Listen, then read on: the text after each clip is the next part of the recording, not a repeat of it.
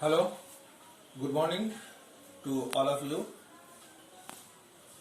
Today I want to teach you the lesson number 1, chapter number 1, Geography. Geography chapter number 1, Resource and Development. The name of the chapter is Resource and Development.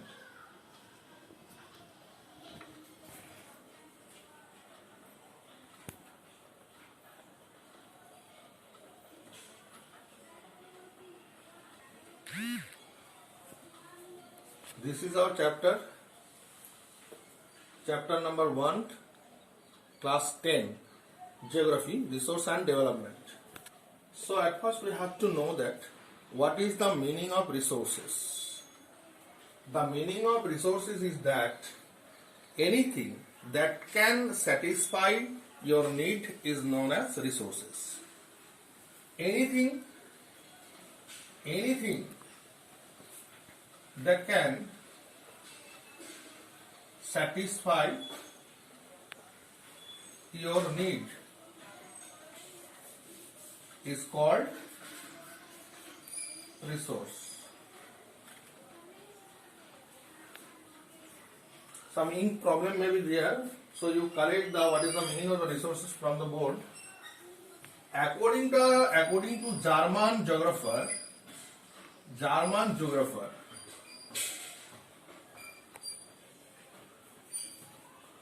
his name is Zimmermann.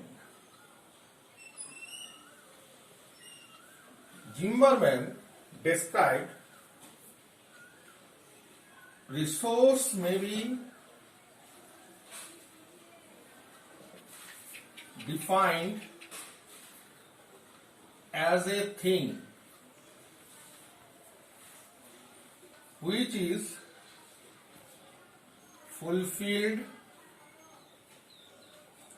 the needs of human beings. I think the ink problem is there. Of human beings by the way of technical knowledge and skill level. That means anything that can be resources, it can fulfill the needs of the human beings. Suppose you think that here the technology is much more necessary to utilize the resources. Without technology, it is not possible to utilize the resources. Why? Because Africa, abundant resources is there in Africa. But problem is that the people of Africa are not vast literate. They are surrounded with poverty due to the illiteracy, so that they cannot understand the value of the resources.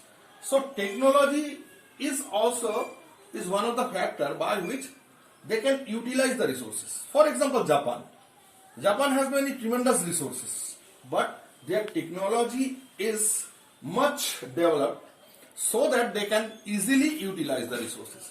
There is a relation of technology and resources. I think that you can understand that one.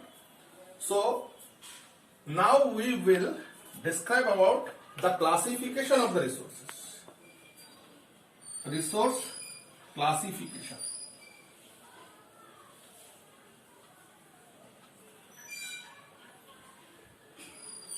Resource classification. So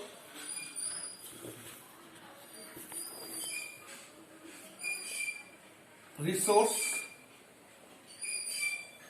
we classify it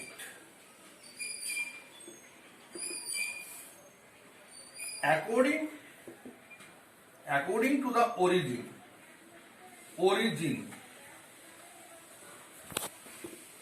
It is divided into two categories. One is the biotic, another is the abiotic resource. So according to the origin, resources are classified into biotic and abiotic resources. Biotic resources means those resources have their life, such as plants and animals are under the category of biotic resources. Those resources are living. These living resources are known as biotic resources, such as plants and animals. And another one is abiotic. The resources are non-living. These are known as abiotic resources. No life at all. Such resources are called mineral resources. Stone, rocks, building, roads, railways, etc. are abiotic because these resources are not living. So these are known as abiotic resources. For example, you can give directly mineral because mineral are non-living things. According to the exhaustibility,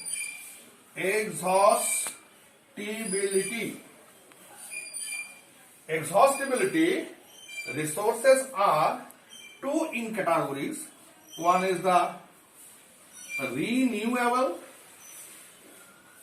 resources, another is the non-renewable resources.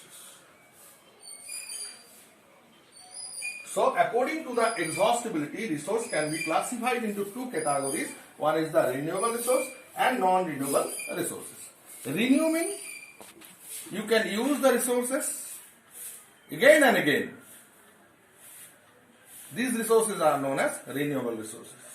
You can use the resources again and again. Which resources you can use the again and again? So these resources are water resource, solar energy. You can easily use it, but it will not finish. One time you will use, it will not finish.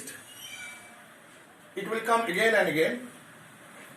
So these are known as renewable resources, such as solar energy, wind energy, and other energy are renewable resources. Non-renewable, if you use these resources one time, then it will be finished. It will not renew again and again. Suppose mineral oil, petrol, iron ore. These are the resources. If you use one time, it will be finished. So these are known as non-renewable resources. These cannot be found in all areas. But these resources are non-renewable because it may finish if you use it once. So that these resources are known as non-renewable resources. Another point, according to the ownership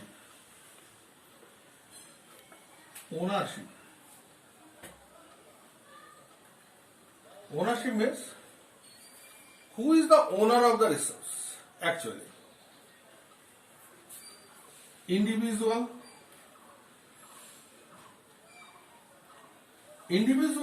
means who is the owner of the resources? The resources are used by individually. A person can use the resources individually. It is his own, such as car. It is also one of the resources. Then mobile phone. It is your resource. You are using this resource individually, not everybody are using this. Everybody are using this personally. You are using it personally. So these are known as the individual or personal resource. Community. The resources are used by everyone. Everybody are used these resources. These are known as community-based resources. Suppose, what are the example of the community resources? Can you say? The example of the community resources are park. You are going park regularly for entertainment. This is known as everybody are going park. All are use this park together. So that these are also called the community resources. Burial place. Number 3, playground, school, where you study. So all are under community-based resources. So community-based resources are these resources where everybody are using these resources are known as community resources. For example, park, burial place, playground, school, etc. are called community resources. So you can understand individual or personal, those person only. Personally they are used, they are known as individual resource, community based. Everybody are using these resources. These resources are called community based resource. Then national, all the people of India using these national resources. Nationally these resources are used. State, one state to another. One state to another state. These are using. These are known as national resources like Bombay High. Here, the largest oil field of India is there in Bombay High. These oil are using nationally. All the people of India are using this. This is known as national resources. All the people of India are using that. So, it is under the country. Peoples are using. These are national. And international means everybody of the world are using these resources are known as international resources. International resources. International resources, I want to explain this carefully, you follow this. International resources, suppose some resources are not under any country. I am giving one example. Indian Ocean, in Indian Ocean, manganese nodules are found in the Indian Oceans. But who will take the resources? Who will take the resources? So, international research organizations are responsible for it. They will give permission to any country, they will take the resources from there. Suppose India is obtaining the manganese nodule from the Indian Ocean, Indian government has already got the permission from the international research organization so that India can obtain the resources from this area. This is known as international exclusive zone. So what is known as international exclusive zone? International exclusive zone means some area is not under any country. Some areas are not under any country, but where the resources are found. Suppose manganese nodules are found in the Indian Ocean, but it is not under the India, not under the Thailand, not under the Burma, not under the Sri Lanka. Indian International Research Organization has given the permission to India to take the resources from Indian Ocean, so that these type of resources are known as international resources. And it is also called this area, the zone where the resource is found, this zone is known as international exclusive zone. I think that you can understand carefully this one. So, national resource, biotic, abiotic, renewable, non-renewable, individual, community, national, international. You can understand better, I think so. Next, division of the resources according to the status and development. Status and development. According to the base of status and development, resources classified into 4 categories. One is the potential resources.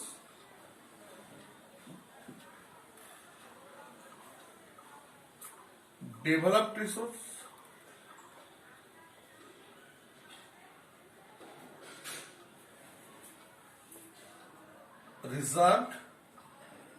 Reserved and stock. So according to the base of status and development, these 2 resources are very, very important, potential and developed resources. Let us to understand about the potential resources. Potential resources are those resources, those are found in vast quantity in India, on any parts of the world, but all the resources are not used. Some resources are used and some are not used. Some resources are used and some are not used means, suppose you think that in Rajasthan, solar plants are not found in all parts of the Rajasthan, but it is tremendous hot energy is already found on that area, heat energy is found on that area, but all the heat energy are not used for the making solar plant, so that some resources are utilized. Some area, suppose you think that any mines, Bailadila mines or any mines of iron mines, all the arrows are not extracted from the underground. Only for those are needed for the human beings. These are used and others are already potential. That means this can be stocked under the earth's surface for the future generation. For the future generation, so this type of resources are known as potential resources. Do you understand clearly or not? So potential resource means vast quantity of resources are there, but not all are used. So these are known as potential. Up to the potential, some resources are used only. These are known as developed resources. Suppose 20% water is used for irrigation. So it is developed. Out of 100%, 50% of coal is used in Jharia mines. So it is known as developed. So which resources are already been used? So this is known as developed resources. So we can understand clearly, I think that you can understand potential and developed resources. So stock and reserves are not so important. So we will discuss about the classification of resources.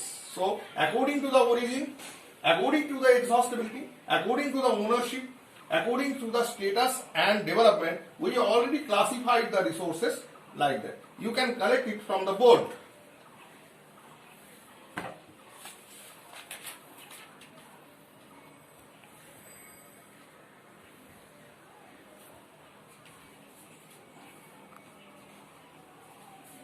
Okay.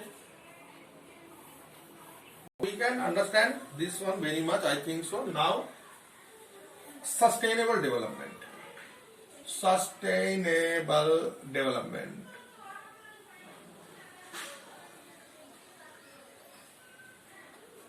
Sustainable development means we should use the resources judiciously.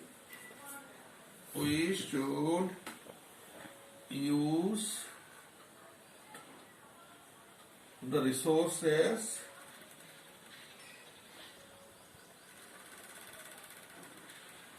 judiciously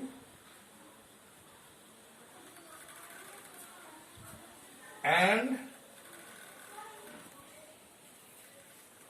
keep in mind for future generation.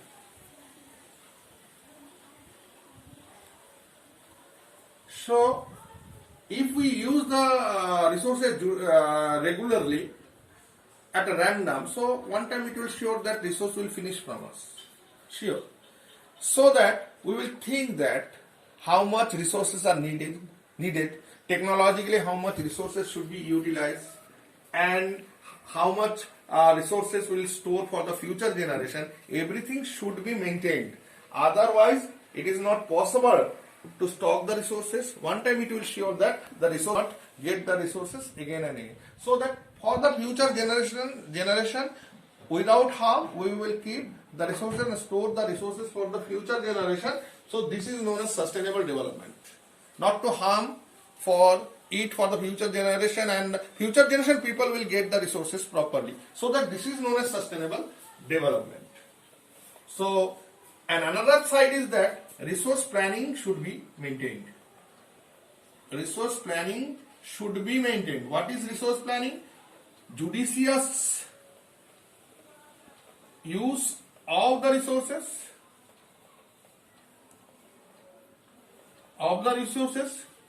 by using technology. By using technology.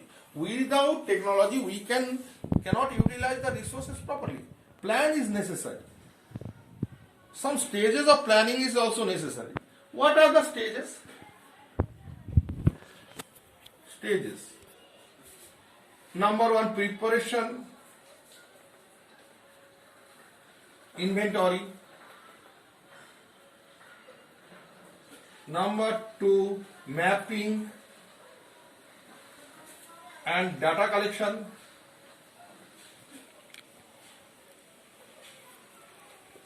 Number 3, extraction method. These are some methods we can use for utilize the resources properly and plan wise. Preparation inventory means fully prepare. We should fully prepare how much resources is there and how much resources should be utilized from the mine, from the area. That is preparation inventory. At first we will take preparation, so not to destroy the resources, how much resources are needed. So we should utilize only that resources only, and other resources we will keep it for the future generation. Number 2, mapping. At first we collect the map and satellite observation, mapping method, how much resources are available, how much quantity is there, so how much it will be obtained. Totally mathematical calculation should be there, and this mapping method is also one of the important method for utilize the resources and for use the resources. So number 3rd one, extraction method. Extraction method, technology, how much, what type of technology should be used. If good quality of the technology should be used, then resource will not be destroyed. So here the skilled labors are needed. Skilled labors means those are the literate labor. The high technical persons are needed. Skilled labors are needed. Suppose I am giving one example. In Mumbai High, Indian technology is so poor so that they cannot utilize the total oil from the Mumbai High. But nowadays they are taking help from the Japan. Japanese technology are helping, by which the resource are not destroyed from the mine. So that we are taking the help of the Japan and foreign countries, where we will utilize these resources properly. We can understand the value of the resources properly. So these are some methods for resource extraction, mapping, preparation, inventory. These are some common methods for resource planning. So resource planning, do this judicious use of the resources, plan-wise use of the resources by using technology. Number 2, stages of resources planning, preparation, inventory, mapping, data collection, extraction method. These are some common methods for resource planning. So here from this resource, some questions are needed. I am giving some questions. You try to get the answer from the study, listen. From here also you can get the answer from the internet also. If you open the internet, then you arise the question, then you will get the answer from the internet. And if you cannot get the answer of the internet, so you just send your message to me. I will solve every question. Every answer I will give to you. Number 1 question is what, write down minorly, follow this. What is resource?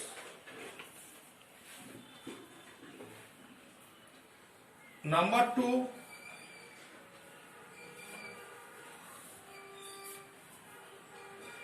classify the resources on the base of